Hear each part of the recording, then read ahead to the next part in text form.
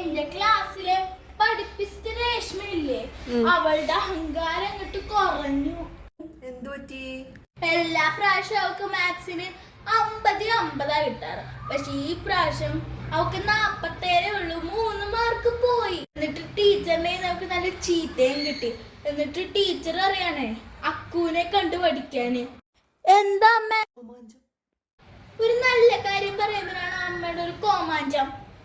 എന്നാലുവേ ആ രേഷ്മയുടെ 3 മാർക്ക് എവിടെ പോയി?